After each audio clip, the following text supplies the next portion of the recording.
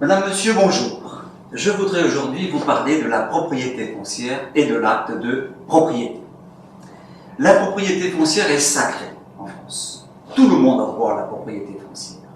La question que l'on peut se poser est comment la propriété est traitée dans la réalité des faits aujourd'hui. Vous êtes devenu propriétaire après la signature d'un acte de vente devant notaire. Cet acte donne notamment l'identification des parties, la désignation générale des biens et des parcelles. Au chapitre des charges et conditions générales, le vendeur s'est, en général, exonéré de toutes les garanties portant sur les limites du terrain, la superficie, les servitudes privées. Il existe un cas particulier, un lotissement récent, où les limites de propriété sont garanties. L'acte apporte la sécurité juridique, mais pas la garantie foncière. En effet, vendeur et acquéreur ont signé un contrat parfait dans la forme authentique.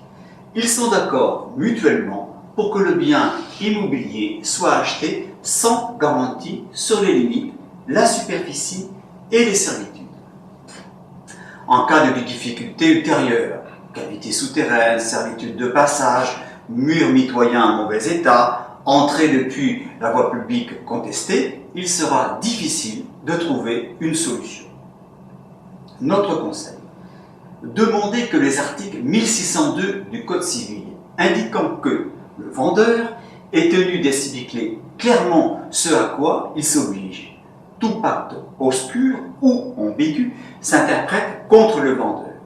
Et l'article 1603 qui précise que le vendeur a deux obligations principales, celle de délivrer et celle de garantir la chose qu'il vend, soit respectée dans le compromis de vente. Après, il sera trop tard. Il existe différents diagnostics techniques obligatoires. Le diagnostic foncier n'existe pas. Nous vous proposons d'établir un diagnostic foncier pour identifier le terrain et les règles qui s'y appliquent en rapport avec le Code civil, le droit de l'urbanisme et le Code de l'environnement. La garantie de votre propriété vous permettra de connaître la surface réellement constructible et une valeur vénale plus juste. Par ailleurs, la détermination des limites de propriété évitera la possession abusive des riverains.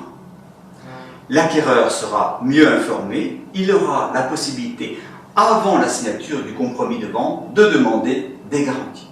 Je vous remercie. Bonne journée.